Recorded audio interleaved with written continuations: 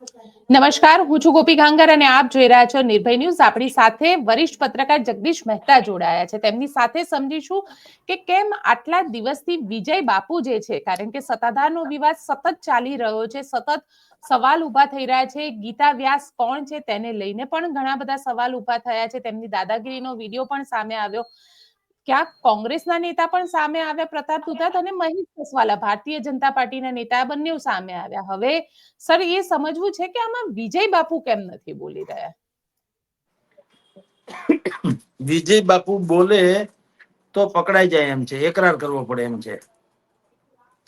મોટા ભાગના જે આક્ષેપો છે એમાં એનું મૌન છે એ જવાબ છે. એ બોલે તો માથાકૂટ છે, કારણ કે આક્ષેપ દીવા જેવા સ્પષ્ટ છે. સીધી વાત આપને કરું, ગીતાબેન કોણ, ક્યાં, શું, શું કામ, ચાર જે આપણે જર્નલિઝમમાં ચાર પ્રશ્ન કોઈ પણ વસ્તુ પૂછવામાં આવે એવી રીતના ગીતાબેન કોણ છે, ક્યાંથી આવ્યા, શું કામ આવ્યા, અહીંયા શું ક્યાં સુધી રહેવાના છે, એ એટલો મોટો કોયડો છે. તો જે એના વિશે પ્રશ્ન પૂછે ને બાપુ કઈક પણ બોલે એટલે વટાણા વેરાઈ જાય. કારણ કે બાપુને ઈ તો જવાબ દેવાની પ્રશ્ન પૂછે જ છે બધા લોકો. ગીતાબેન કોણ છે? બાપુ એ કેવું પડે ગીતાબેન ના બેન છે, દીકરી છે, માં છે, ભક્ત છે, પ્રેમિકા છે, લવર છે, મૈત્રી કરાર છે, શું છે? કારણ કે કાંઈ ન હોય તો એની ઉપજણ શું કામ છે એટલી બધી? તમે સમજો ગીતાબેન જે રીતે તમે વિડીયો કયો છો એ પ્રમાણે મેં જોયા છે, એ જે રીતે બધાને સાધુ સંતોથી માંડીને કેટલાક લોકોને ધમકાવી રહ્યા છે. અને ધમકાવવામાં બીજો એક વિડીયો જાહેર થયો, એમાં તો એક બીજી વાત ઉજાગર થઈ. એમાં એક બેનને ધમકાવે છે ને શું કે છે કે જવા દો, હું કોઈના બાપ થી બીતી નથી, તમારે વ્યાજ ખાવું છે, મારે નહીં. હવે આ વાક્ય છે ને બહુ સમજવા જેવું છે. એનો અર્થ એમ છે કે જે આક્ષેપ કરનારાઓએ, જેમ વસંતભાઈ થી માંડી, ચાવડા થી માંડી, નીતિનભાઈ ચાવડા એ જે આક્ષેપ કર્યા એ શું છે કે સત્તાધારનો પૈસો કરોડો રૂપિયા બીજે ક્યાંક વ્યાજે ફરે છે. સાંભળજો, આ આક્ષેપ એનો જૂનો હતો. હવે આ વિડીયોમાં બે આ જે છે ગીતાબેન શું કે છે કે વ્યાજ, ઓલા બેન ને કે છે વ્યાજ તમારે ખાવું છે, મારે નથી ખાવું.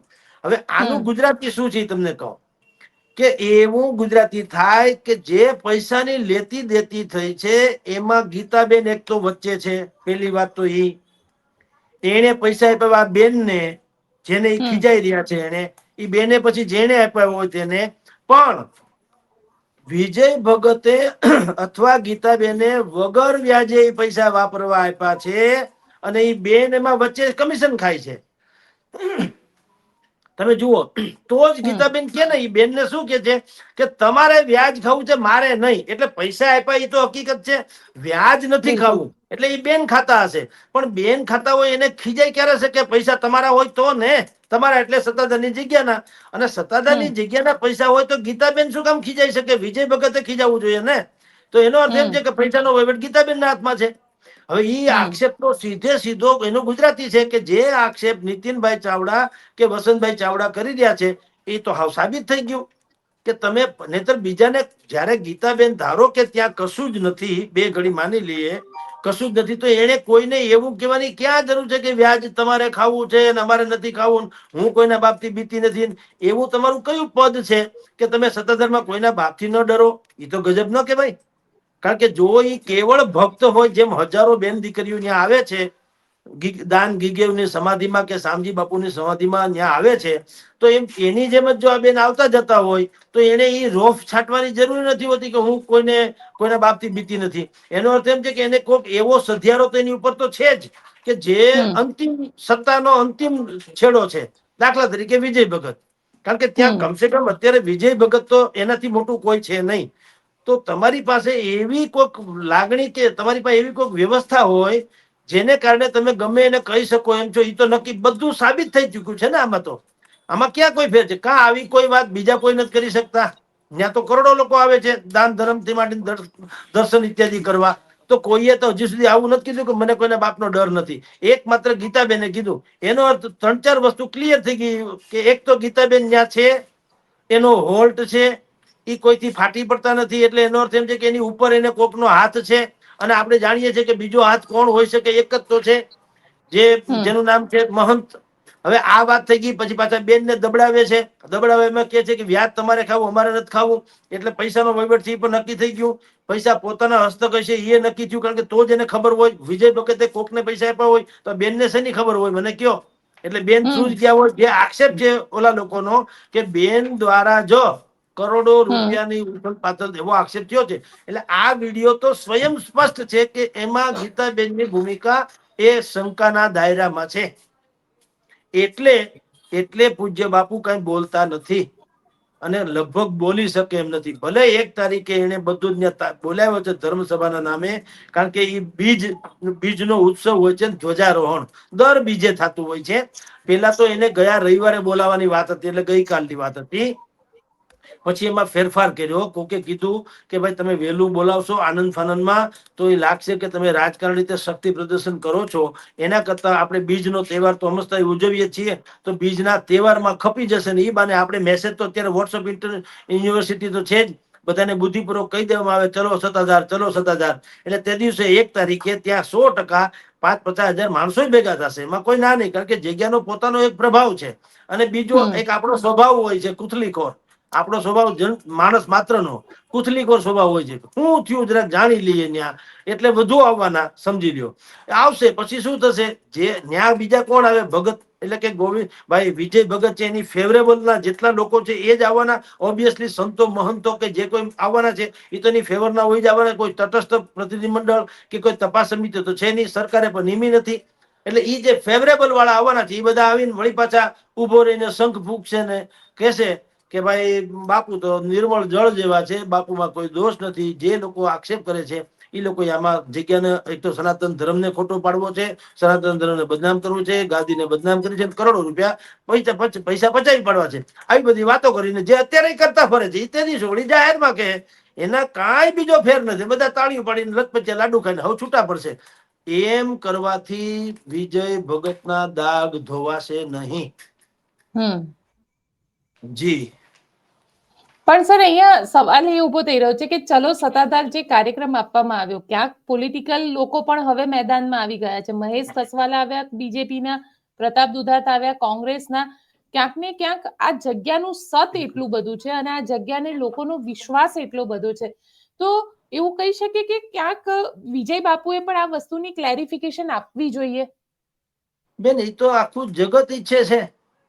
જેટલા લોકો દાન ગિગિયતથી માંડીને જીવરાજ ભગત ના શાસન સુધી કયો કે એની ગાદી મહંતાઈ સુધી કયો, જેટલા લોકો સાક્ષી છે આ જગ્યાના 250 વર્ષથી આ જગ્યાના જે લોકો એન કેન પ્રકારે પ્રત્યેક કે પરોક્ષ જે રીતે પણ આ જગ્યાની સાથે સંકળાયેલા છે, દેશ દેશાવરના કોટી કોટી લોકો છે જે આ સત્તાધારની જગ્યાને સતના આધારે ચાલતી જગ્યા આજે માને છે. બધાના મગજમાં એક જ ક્લિયરિટી છે કે વિજય બાપુ ચોખવટ કરે, બસ બીજું કશું જ નથી. અને એ નિર્મળ હોય તો કોઈને વાંધોય નથી. પાછો એવું નથી કે એ આરોપી એટલે અપરાધી નથી, અત્યારે એ આરોપી છે. અને બધા એવું ઈચ્છે છે કે ભાઈ તમારી સામે જે આક્ષેપ કરવામાં આવ્યા છે કમસે કમ એની ચોખવટ કરી દો ને એ ગળે ઉતરે એવી હોવી જોઈએ. અત્યાર સુધી બાપુએ કર્યું એ ગળે ઉતરે એવી નથી. એને બધી ફિલોસોફી ટાંકી. પણ હું તમને કહું ગુજરાતીમાં ચોખ્ખો પ્રશ્ન પેલો છે કે ગીતાબેન વ્યાસ ન્યા કોણ છે શું કામ છે, ધેટ્સ ઓલ. હવે આ બોલાવો ગીતાબેન એ બાજુમાં રહે છે. હવે તમે અંડરગ્રાઉન્ડ શું કામ કરી દીધા? અંડરગ્રાઉન્ડ કરી દીધા એ તમારો વાંક છે. Something is wrong. પછી બીજું તમે સમાધાનની ફોર્મ્યુલા અંદરખાને ચલાવો શું કામ? સમાધાનની ફોર્મ્યુલા ચલાવી શું કીધું કે જે ગીતા મહેલ અમે ખડકો છે એ કહેતા તમે પાડી દઈએ એમ. હવે એ તમે પાડી દો એવી ઓફર જે સાચી વાત હોય તો કહું છું, આ વાત થયેલી છે એટલે કહું છું, વિજય ભગતના સૂત્રો તરફથી સામેવાળાને એમ કહેવામાં આવ્યું કે જો તમે માનતા હો એવું કહેતા હો તો હાલો ગીતા મહેલ પાડી દઈએ. હવે એમાંય પાછા 2 પુરાવા એકત્રિત થઈ જાય છે. તમે પાડી દો એવું તમે કયો છો, ઓફર કરો છો કે અમે પાડી દઈએ, એનો અર્થ નથી બંધાવો તમે તો તમે પાડી શકો ને. હું કોકની ઓફિસ કેમ પાડી શકું? જો મેં બંધાવી દીધી હોય તો હું કહી શકું ને. એનો અર્થ એમ છે કે આ ગીતા મહેલ જે છે એ સત્તાધારની જગ્યાએ અથવા તો વિજય ભગતે બંધાવી દીધો, તો જ એને કીધું હોય પાડી દેવાની વાત. અને બીજી વાત કે એને એમ નથી કીધું વિજય ભગતે કે ભાઈ તમારી માન્યતા ખોટી છે, મારે ગીતામાં જયારે કોઈ પ્રકારના અનૈતિક સંબંધો નથી એવું નથી કીધું. એને એમ કીધું ગીતા મહેલ પાડી દઈએ અને ગીતાબેન અંડરગ્રાઉન્ડ કરી દઈએ, એટલે ટૂંકમાં આ વાત પતાવો, દબાવો, પતાવો, એટલે ઉજાગર ન કરો, ખતમ કરો એક વિવાદ એમ. તો એ તો ઢાકો ડુંબો થયો ને. અને આપની જાણ ખાતર ન્યા 1 તારીખે 50,000 આવે કે 5 લાખ માણસો આવે, લખી રાખો. આ શક્તિ પ્રદર્શનની જગ્યા જ નથી, આ તો ભક્તિ પ્રદર્શનની જગ્યા છે. આ જે ચૈતન્ય ભૂમિ છે, જેમાં દાન ગીગવથી માંડીને જીવરાજ આપણે શામજી ભગત સુધીનાની સમાધિ છે. આપની જાણ ખાતર એ ચૈતન્ય ભૂમિ છે, જેને રોજ ધૂપેલિયું થાય છે, એટલે કે આરતી ઉતારવામાં આવે છે. ત્યાં કોઈની મજાલ નથી કે કાળા ધોળા કરીને હજી લાંબો સમય રહી શકે. અત્યાર સુધી ચાલ્યું ઈ આપણે ઓલા જે કર્મના સિદ્ધાંતની ચોપડી છે ને, એમાં લખ્યું હોય કે ઘઉંનો ગાળો તમે કોઠલામાં ઘઉં નાખો ને નીચેથી દટો કાઢો એટલે ઘઉં નીકળે, ઉપર તમે કોલસા નાખો તો નીકળે તો ઘઉં જ. શું કામ? ગાળો ઘઉં નો હોય, કોલસાનો વારો આવે ત્યારે કોલસા નીકળે ને. એમ અત્યાર સુધી આ બધું હાયલું, પાપનો ઘડો જે કઈ છલકાણો પછી દાંટો ફૂટી ગયો. હવે તમે જુઓ બધા જ ભોપાળા જે છે એ બહાર આવે. અત્યાર સુધી ન આવે. શું કામ ન આવ્યું? કારણ કે ઘઉંનો ગાળો હાલતો હતો. એટલે કે અત્યાર સુધી સતની વાત હાલતી હતી, શ્રદ્ધાની વાત હાલતી હતી. જે કોઈ ચૈતન્ય ન્યા ભૂમિમાં જે કોઈની સમાધિ છે, એ લોકોએ પણ એ જગ્યાના માતમને કારણે, ગરીબ લોકો હેરાન ન થાય એને કારણે જે કઈ એને કેરવું ઘટતું કરી દીધું. 99 ગાળ પછી સુદર્શન ચક્ર છૂટે કૃષ્ણનું, આપની જાણ ખાતર. એમ 99 ગાળ પૂરી થઈ ગઈ એટલે આ ડફો શરૂ થયો છે. હવે 1 તારીખે મેં તમને કીધું તેમ ભલે ગમે તેમ કરે, જો બાપુ, યા તો 2 વસ્તુ છે, કાં નિષ્કલંક તૈયાર એટલે સાબિત થવા જોઈએ, તો આપણને તો અમસો કોઈને વાંધો નથી, પણ તો આક્ષેપ કરનારાને પણ વાંધો ન હોઈ શકે. અને બીજું, જો આટલા જ અપરાધી આક્ષેપ કરનારા પણ હોય, ખોટી રીતે જે બાપુ તરફથી આક્ષેપ છે કે પૈસા પડાવવા કરે છે, લાઈક ધેટ. હવે એમાં જો સાચું હોય તો એને પણ ફટ છે, તો એને ત્યાં રજૂ કરવા જોઈએ. કારણ કે આ તો હવે કાયદો અને વ્યવસ્થાનો પ્રશ્ન થતો જાય છે. સત્તાધારની જગ્યાએ કોઈ સામાન્ય વાત છે નહીં. 18 વર્ણના કરોડો લોકો એને માને છે. અને આમાં તો બીજા બધા વિડીયો આપણે જોઈએ છીએ, એકબીજાને ગાળાગાળી કરતા, મારી નાખું, કાપી નાખું, એવા બધા થવા માંડ્યા છે, આપણે સાંભળીએ છીએ. તો એનો અર્થ એમ છે કે જો સરકાર પણ આમાં સંજ્ઞાન નહીં લે પોતાની રીતે, તો કાલેવાર કોકની લોથ ઢળી જવાની, સાહેબ, સમજી લ્યો. એટલે કઉ છું કે આ બહુ જ ગંભીર ઘટના બની ગઈ છે. આ શક્તિ પ્રદર્શન થી પૂરું નહીં થાય. યા તો વિજય બાપુ નિષ્કલંક છે એવું સાબિત થવું જોઈએ ત્યાં જે તે દિવસે 1 તારીખે, યા તો વિજય બાપુએ ક્વિટ કરવું જોઈએ કે ભાઈ ચાલો મારાથી ભૂલ થઈ ગઈ, આઈ એમ સોરી, તો ક્વિટ કરવું જોઈએ. આ જ ઉપાય છે.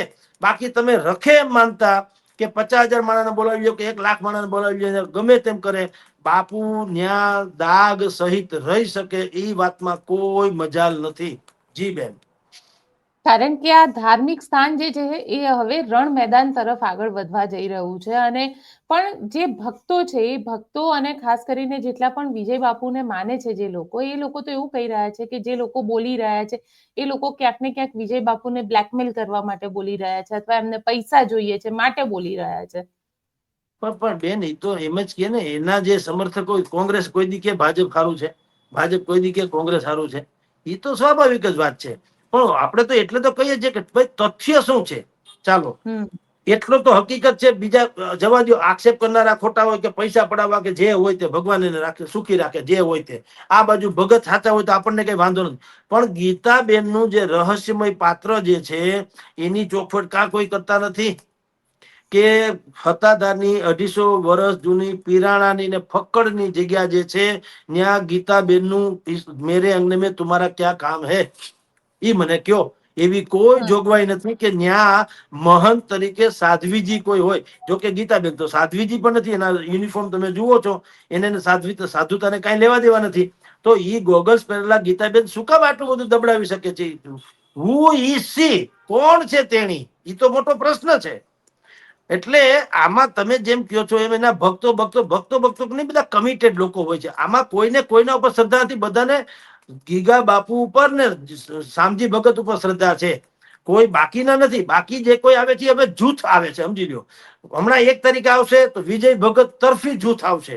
પછી વળી પાછું કઈક આક્ષેપમાં કઈક કાળો ધોળો થાય તો આ જ લોકો તમે જોજો, એમાંય પાછું ઈ જ સમયે નક્કી થશે. જો ઈ ખોટા ઠરશે તો, સાચા ઠરે તો જુદી વાત છે. એટલે આમાં હવે કોઈ ભાવિક નિર્દોષ ભગતની વાત નથી, કમિટેડ વાતો છે, બુદ્ધિપૂર્વકની. એ લોકો ત્યાં ભેગા થઈ રહ્યા છે. એટલે સવાલ એટલો છે કે આમ કઈ પારખા ન થાય. પારખા કરવા માટે થઈને જો એક વસ્તુ તમને કહું, લોકોની માન્યતા છે ને એને તમારે ક્યારેય અવગણી શકે નહીં. મહાન હસ્તીઓ તો ક્યારેય નહીં.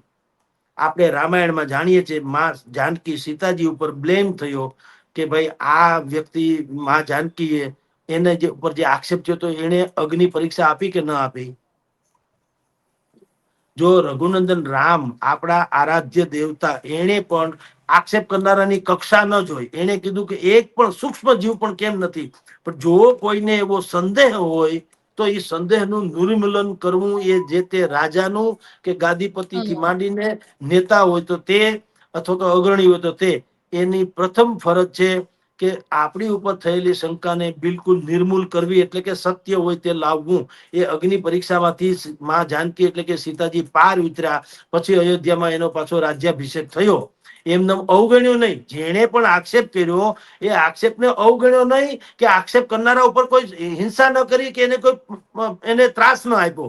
એને બિલકુલ માન આપ્યું કે અચ્છા તમે એમ માનો છો કે માં જાનકી એમ કે 14 વર્ષ દાખલા તરીકે અથવા તો જેટલો સમય પર રાવણને ત્યાં ગયા એટલે એ અપવિત્ર થઈ ગયા, એવું તમારો આક્ષેપ છે? તો ચાલો હવે તમારા આક્ષેપનું નિર્મૂલન માટે થઈને શું કરવું જોઈએ? અગ્નિ પરીક્ષામાંથી પાસ થઈ જાય. જો સીતાજીમાં મન વચન કર્મથી પણ કોઈ પણ પ્રકારનો કાંઈ પણ દ્વેષ હોય, કાંઈ ખામી હોય, તો આ અગ્નિ એને બાળીને ભસ્મ કરી દેશે. અને જો નિષ્કલંક હશે અને મન વચન કર્મથી એ રઘુનંદન શ્રી રામના ધર્મપત્ની, ધર્મપરાયણ પત્ની તરીકે રહ્યા હશે તો અગ્નિ એને બાળી શકશે નહીં. અને આપણે રામાયણ આપણી સમક્ષ છે કે માં જાનકીમાંથી સાંગો પાંગ પાર ઉતર્યા અને પછી દિવાળીના દિવસે એટલે કે પાછા રાજ્યાભિષેક થયો. એમ અહીંયા પણ વિજય ભગત છે, એને ક્યારે આક્ષેપ કરનારાને ગાળાગાળી કે મારામારી કે ધમકી આપવાની કે અપાવવાની એની કાંઈ જરૂર નથી.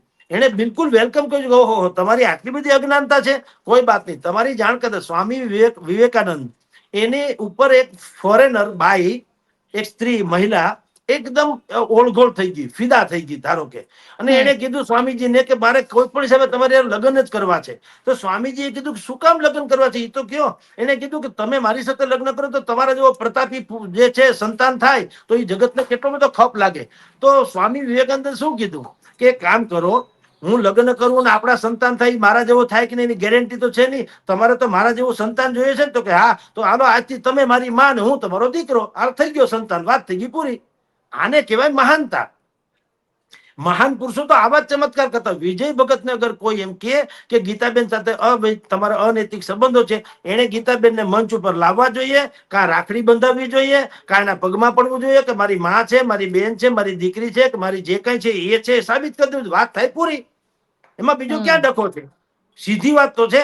પણ તમારી પાસે કાંઈક સમથિંગ ઇઝ રોંગ, થોડુંક કઈ ખામી છે એટલે તમે હાથે કરીને આ ચીકણું કરી જાઓ છો અને હવે શક્તિ પ્રદર્શન કરવા જાઓ છો, કે જ્યાં જેમ કે કેવળ ને કેવળ ભક્તિ આધારિત બધું ચાલવું જોઈએ, એને બદલે તમે શક્તિ, તો રાજકીય જેવું થઈ ગયું. તો શક્તિ પ્રદર્શન તમે કરશો, કાલ સવારે સામેવાળા જે છે એ કદાચ કોકનું ભેગું કરે તો એ કરશે, તો આ તો આખી આખી જગ્યા જે છે એ સમ્રાંગણમાં પલટાઈ જશે.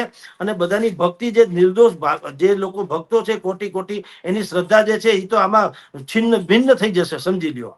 એટલે કહું છું કે આના એક જ ઉપાય છે બેન, બીજો કશો ઉપાય નથી.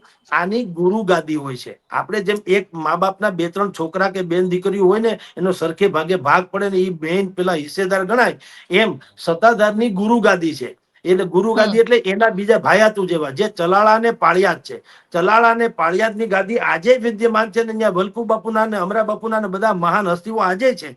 એ બંનેને બોલાવે, એ લોકોને નજરમાં અહીંયા 1 તારીખે બોલાવે કે પછી બોલાવે, એ લોકો સત્ય જે છે એ નિષ્કર્ષ રીતે બહાર લાવે. અને બહાર લાવ્યા પછી માની લ્યો કે વિજય ભગત એ નિષ્કલંક નીકળે અથવા તો એની ઉપરના દોષ છે એ ખોટા સાબિત થાય, તો પુનઃ એનો જેમ આપણે અયોધ્યામાં શું કર્યું, પુનઃ પ્રાણ પ્રતિષ્ઠા મહોત્સવ. કારણ કે રામલલ્લા તો પહેલેથી હતા જ ત્યાં, પણ હવે નવું મંદિર બન્યું તો પુનઃ પ્રાણ પ્રતિષ્ઠા મહોત્સવ કર્યું. એવી રીતે વિજય ભગતની ઉપર તમામ આક્ષેપો છે, આક્ષેપ નિર્મૂલ થઈ જાય, એ આક્ષેપ ખોટા ઠરે, પોતે બિલકુલ નિષ્કલંક થઈને બહાર આવે, તો ભવ્યાતિ ભવ્ય ફરીથી પાછો પુનઃ ગાદીપતિ તરીકે પુનઃ એને પાછું આવી જે છે ચાદર વિધિ કરાવવી જોઈએ.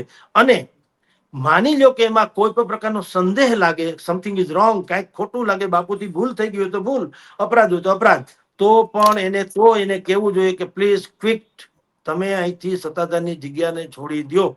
કારણ કે હમ આ જગ્યા કમસે કમ પવિત્ર છે, એમાં શ્રદ્ધા છે એ પવિત્ર છે. આ ગોટાળા જે તમે કરતા ફરશો તો આજ છે ને કાલ નહીં, પછી લાંબો કળી કાળ છે, એમાં લાંબો સમય હાલશે પણ નહીં અને બધું સત્યાનાશ થઈને રહી જશે. તો એક આખું અમારું જે રજવાડું છે, આ સત્તાધારની જગ્યાએ બેન શું છે, એ તો આ છીછરા લોકો છે, આવો વિવાદ કરીને બેઠા છે. આખી દુનિયામાં સૌરાષ્ટ્રમાં સત્તાધાર જે છે આપણું ધાર્મિક સરનામું છે. દુનિયાના કોઈ પણ ખૂણેથી તમે એક પત્ર લખો કે સત્તાધારમાં આપા ગીગાની ગાદીએ મળે, એટલે બીજું કઈ વાયા પોસ્ટ તાલુકો જિલ્લો કાંઈ પિનકોડ લખવાની જરૂર નહીં. સત્તાધારમાં ગીગા બાપુની જગ્યા લખો એટલે વાત થઈ ગઈ પૂરી. અને કરોડો લોકોએ વર્ષોથી 250 વર્ષની જગ્યા છે, અને ત્યાં તમે જાઓ જગ્યામાં રૂબરૂ જોવા જાવ તો ત્યાં ઘોડિયા નાના ઘોડિયા ટીંગાડવાની જગ્યા નથી. કેટલાય લોકો કરોડો લોકો માને છે કે એને સંતાન ત્યાંથી પ્રાપ્તિ થઈ છે એના આશીર્વાદથી. કેટલાય માને છે કે એના છોકરાને જે રોગ હતા એ મટી ગયા, કેટલાને ગાન પણ હતું, ભૂત વળી ગયું હતું તો એ નીકળી ગયું છે, કેટલાના સંતાપ હતા તો એ સંતાપ દૂર થઈ ગયા છે, કેટલાના શ્રેષ્ઠ જીવન નતા જીવાના એને કઈ અવઢવ આવતી હતી અવઢવ બધી દૂર થઈ ગઈ. હવે આવી પરમ પ્રતાપી ને તેજસ્વી ને જેને કઈ ચૈતન્ય ભૂમિ જેવી જગ્યા છે, એને આ છીછરા ઝઘડામાં જે બધા વેરણ છેરણ કરી રહ્યા છે, તો હવે એ ચૈતન્ય ભૂમિ જે છે ને એ સ્વયં મેં કીધું એમ જાગૃત થઈ છે. અને તરતા સુધી હાલતું હતું તમે જુઓ પણ એ ઘઉંના ગાળા હમ જેવું. હવે તમે જુઓ એ ભૂમિ પોતે પ્રગટી છે, અને અત્યારે તમે જુઓ જે પરિસ્થિતિ નિર્માણ થયું જિંદગીમાં ભૂતો અને ભવિષ્યથી આવું ક્યારેય થયું નતું ને કદાચિત ભવિષ્યમાં થશે નહીં. એ જે કસોટીની હરણ ઉપર આવી છે એનું કારણ પણ એ છે કે હવે દાન ગીગેવ અને ભાઈ શામજી ભગત જે છે પૂજનીય બંને વિભૂતિઓ અને એના સહિતના ત્યાં જેટલા લોકો સમાધિસ્થ થયા છે એ બધા જ સમાધિસ્થ આત્માઓ જે છે પરમાત્માઓ, એનો પ્રતાપ છે કે આ ડખો થયો અને એમાં દૂધનું દૂધ અને પાણીનું પાણી થવું પડશે. જી બેન. અચ્છા સર, છેલ્લો સવાલ પૂછી લઉં. ચલો, સત્તાધાર જે 1 તારીખે 1 જાન્યુઆરી આ લોકો કરી રહ્યા છે, એની અંદર લાગે છે કે આ વાતની કોઈ ક્લેરિટી આવશે કે પછી એ વિવાદ જે રીતે ચાલી રહ્યો છે એ જ રીતે ચાલશે, બસ એક બધા ભેગા થશે ને છૂટા પડશે કે ના અમને વિજય બાપુ પર ભરોસો છે? બસ આ જ કન્ફર્મ છે, એમાં કાંઈ ફેર પડે એમ નથી. એ દિવસે બધા ભેગા થશે, એના પણ મળતાવડા સાધુ સંતોય આવશે, એ મીડિયા સહિત બધાની ટીકા કરશે. એ આપણે કહી રાખવું અત્યારથી એટલે ખ્યાલ રહે. આપણી ટીકા થશે, આક્ષેપ કરનારાની ટીકા થશે, બધું થશે. અને પછી કોઈ પણ પ્રકારની ક્લેરિટી વગર તમને જુઓ નહીં તો નિષ્કલંક સાબિત થાય તો સારી જ વાત છે ને, પણ સાબિતી સાથે લોકોને ગળે ઉતરે એમ જો કરે તો વેલ એન્ડ ગુડ. આપણે વંદન કરીએ, બિલકુલ સાચી વાત છે ને આપણે તો એવું ઈચ્છીએ જ છીએ કે ભાઈ દૂધનું દૂધ ને પાણીનું પાણી થાય. આપણે ક્યાં કહીએ બાપુ જ ખરાબ છે ને આક્ષેપ કરનાર સાચા છે, પણ ધુવા નીકળ્યા હોય તો ક્યાંક આગ લાગી હોય તો જ નીકળે, એમને તો ધુવાડા નીકળે નહીં. પણ છતાંય તમે કયો ક્લેરિટી સાથે જો તમે ત્યાં કહી દો, બાપુને નિષ્કલંક સાબિત કરી દો તો બહુ સારી વાત છે. આનાથી મોટો ચમત્કાર બીજો કયો હોઈ શકે? પણ ખાલી કીધા કાઢવા વગર, ક્લેરિટી કર્યા વગર, ખાલી મોટે અવાજે બોલીને થાય ઈ કરી લેજો, ઈ સેન્સમાં જો તમે કેવા બેસશો કે બાપુ તો મહાન જ છે ને કોઈના કહેવાથી કઈ હટમચવાનું છે નહીં ને તમારે આમ ને તેમ ને, તો એ બધી તો જાહેર સભા ચૂંટણી જેવી થશે, એનો કોઈ મતલબ નહીં છે. તો આ વિવાદ તો ઓર ઉલટો વધવાનો લખી રાખો. અને તે પછી એવું થવાનું બેન કે કદાચિત તમારે વિજય ભગત થી માંડીને એના તથાકથિત સમર્થકોએ પણ ત્યાં પગ મૂકવો ભારે થઈ પડશે. લખી રાખજો. એ પાર્ટ 2 તો હજી તૈયાર થાય છે. એક જ શરતે એ પાર્ટ 2 જે છે એ અત્યારે ભારેલો અગ્નિ છે, એ ભડકો નહીં થાય. એક જ શરતે, બાપુ કન્ફેસ કરી લે, પાપ તારું પ્રકાશ જાડેજા, ધર્મ તારો સંભાળ, તારી બેરડીને બુડવા નહીં દઉં, એમ તોરલ કે છે. એના જેવું છે. તમે જેટલા તમારાથી તથાકથિત ભૂલ કે પાપ થઈ છે એનો તમે સ્વીકાર કરી લ્યો તો હજી લોકો એમ માને છે સામેનું જૂથ કે ભાઈ આપણે હજી જગ્યાની આબરૂ બચાવવા માટે હજી 2 ઘડી માની લઈએ, પણ ઈ પાપનું પ્રાયશ્ચિત તો કરે છૂટકો છે જો પાપ કર્યું હોય તો. એ ગેરંટી છે. એના સિવાય દુનિયાની કોઈ તાકાત, તમે ગમે રેન્ડમલી સર્વે કરાવી લ્યો, ચૂંટણી સભાની જેમ તમે તાલમાલ તાહીરો કરી લ્યો, 5-50 હજાર માણસ જમાડી દો, ત્યાં જય જયકાર કરી દો, બીજા બધા લોકો ગમે ઉપર પ્રહાર કરી દો, મીડિયાને ગમે તેમ ટીકામાં આવરી લ્યો, કશું જ બધું કરી શકશો તો પણ સત્યને ક્યારે તમે પછાડી શકશો નહીં. એ ગેરંટી છે. અંગ્રેજ સલ્તનતે આપણા હિન્દુસ્તાનના લાખો ક્રાંતિવીરોને ભડાકે દઈ દીધા. મુઠ્ઠી હાડકાનો માનવી મહાત્મા ગાંધી હતા, એને વાળે વાંકો કરી શક્યા નહીં. શું કામ? સત્ય ભયંકર હતું. એની પાસે એક જ હથિયાર હતું, એનું નામ હતું સત્ય, પ્રેમ અને કરુણા. અને જય શ્રી રામ, જય રામ, જય જય રામ. એટલે છૂટકો જ નથી બેન, લખી રાખો. એ જે કરે તે જો કન્ફેસ કરશે તો જ એનો મેળ પડશે ને યા તો એ સાબિત કરી દેશે કે સામેવાળા ખોટા છે, બેમાંથી એક. બિલકુલ. પણ ભારેલો અગ્નિ એટલે કે તમે કાંઈ નહીં, ગોળ ગોળ ગોળ ગોળ તમે અંદર લોખંડનો મૂકો છે, બહાર મખમલનું આવરણ ચડાવી દો એટલે કોઈ તમને હુવાળા માની લે, એ વાતના દાળિયા. એવું કઈ થવાનું નથી. જી બેન. બિલકુલ સર, આપ અમારી સાથે જોડાયા એના માટે આપનો ખૂબ ખૂબ આભાર. તો આપ શું વિચારો છો મને કોમેન્ટ બોક્સમાં ચોક્કસથી લખીને જણાવજો અને અમારી ચેનલ નિર્ભય ન્યૂઝને લાઇક, શેર અને સબસ્ક્રાઇબ કરવાનું ભૂલશો નહીં. આભાર.